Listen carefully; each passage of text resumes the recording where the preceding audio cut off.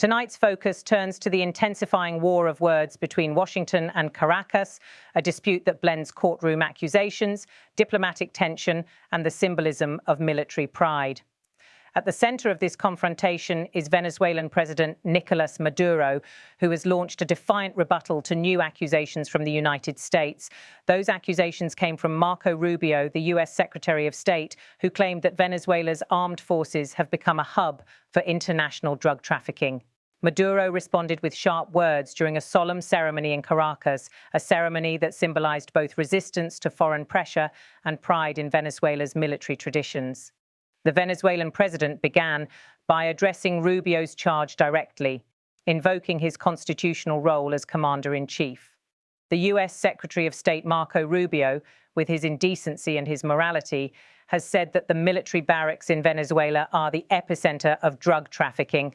As the constitutional commander-in-chief of the Bolivarian National Armed Forces, I reject and condemn Marco Rubio's statements and rise in defense. The remarks drew applause from the audience gathered at the Bolivarian Military University, a venue chosen not by accident but for its symbolism. For Maduro, this was not merely a personal defense, but a moment to present himself as the protector of Venezuela's sovereignty against foreign accusations.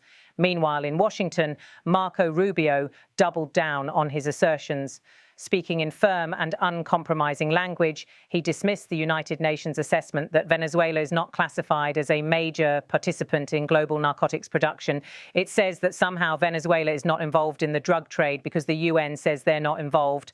I don't care what the UN says. The UN doesn't know what they're talking about. Maduro is indicted by a grand jury in the Southern District of New York. That means the Southern District of New York presented the evidence to a grand jury, and a grand jury indicted him. Rubio then pointed to further developments in the US legal case against the Venezuelan president. Then a superseding indictment came out that was unsealed about a year and a half ago that specifically detailed Maduro's actions. So, number one, let there be no doubt he, Nicolás Maduro, is an indicted drug trafficker in the United States, and he's a fugitive of American justice. This stark accusation underscored the legal basis on which US authorities have pursued Maduro for years. While the Venezuelan leader remains in power at home, Washington continues to treat him as a criminal defendant, a reality that deepens the rift between the two nations. The setting of Maduro's rebuttal carried its own significance. The Venezuelan president was speaking at a ceremony where he received an honorary doctorate in security, defense, and the struggle for sovereignty from the Bolivarian Military University. Reflecting on his long experience traveling to other countries and engaging with prestigious universities, Maduro noted, "In Venezuela, or indeed in any part of the world where I have had the distinct privilege and opportunity to travel and visit, I have never accepted a recognition, an honor, or an award of this particular kind from the numerous and esteemed universities across the globe that I have visited and engaged with during my extensive travels.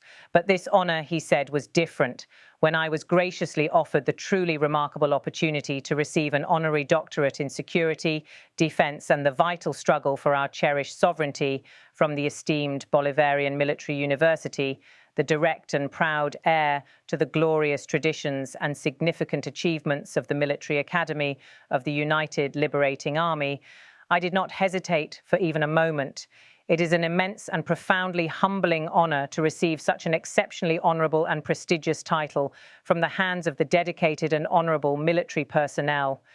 The remarks highlighted Maduro's effort to portray himself as a leader bound to the historic mission of Venezuela's armed forces, a mission he often describes as defending the nation's independence against foreign intervention.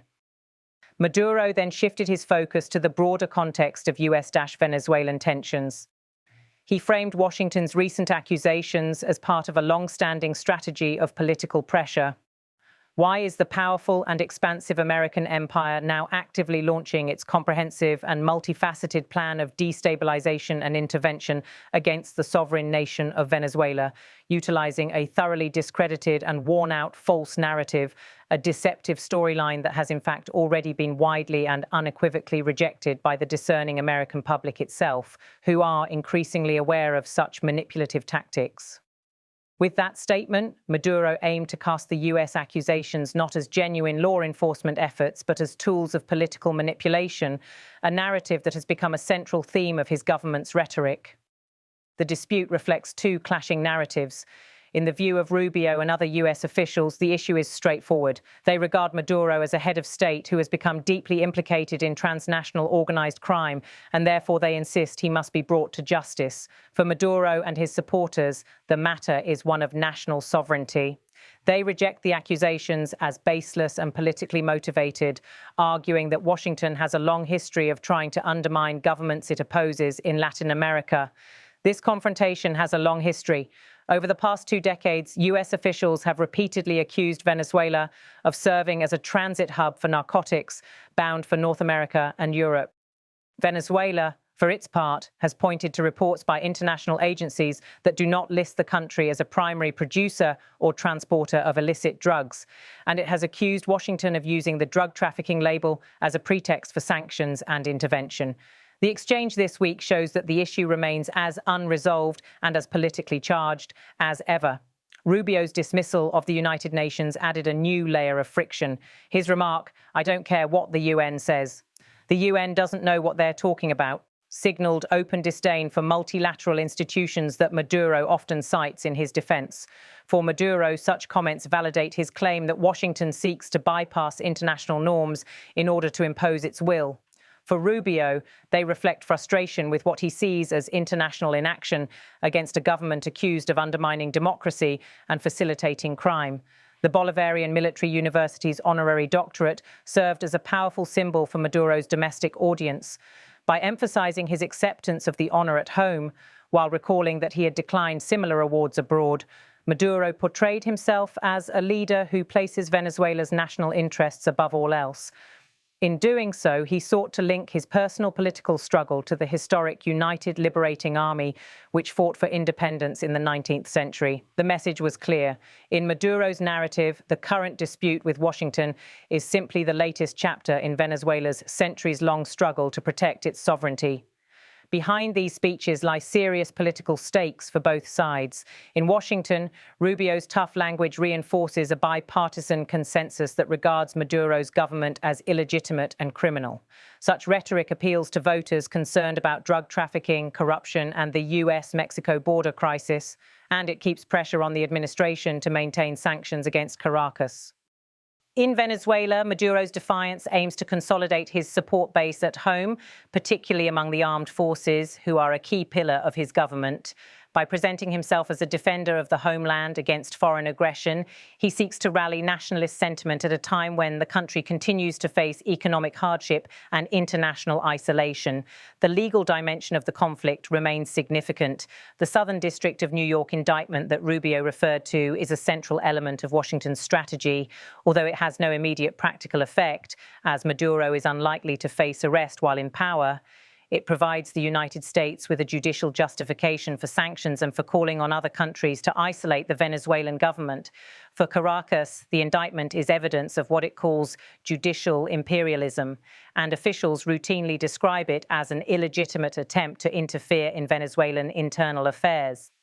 The ceremony in Caracas, with military officers applauding as Maduro received his honorary degree, contrasted sharply with the blunt warnings from Washington. It was an image intended for both domestic consumption and international broadcast, a display of unity between the president and the armed forces in the face of external pressure. Despite years of sanctions, indictments, and accusations, the standoff between the United States and Venezuela remains unresolved. No breakthrough in diplomacy appears imminent. Instead, the exchange of statements this week underscores how entrenched each side's position has become. Maduro's fiery question, why is the powerful and expansive American empire now actively launching its plan of destabilization and intervention, encapsulates the Venezuelan government's view that US pressure is not about justice, but about geopolitics. Rubio's equally forceful assertion, let there be no doubt, he, Nicolás Maduro, is an indicted drug trafficker in the United States and he's a fugitive of American justice, reflects the belief in Washington that legal accountability must precede any political normalization. For now, the rhetorical battlefield continues to define relations between the two countries. Caracas portrays itself as resisting imperial interference. Washington frames the conflict as a law enforcement pursuit of a criminal leader. Both narratives resonate with their respective audiences at home, making compromise unlikely. The episode also illustrates how legal indictments, usually confined to courtrooms, can become powerful political tools in international disputes. As the cameras captured the solemn ceremony in Caracas, with Maduro holding the honorary doctorate awarded by the Bolivarian Military University, the Venezuelan leader projected the image of a defiant statesman standing firm against foreign pressure. In Washington, Rubio's blunt remarks reinforced the image of an uncompromising US policy that refuses to recognize Maduro's legitimacy. The clash of these two leaders' words highlights not only a personal confrontation, but also the broader struggle over sovereignty, law, and power that has shaped relations between the United States and Venezuela for decades and shows no sign of abating.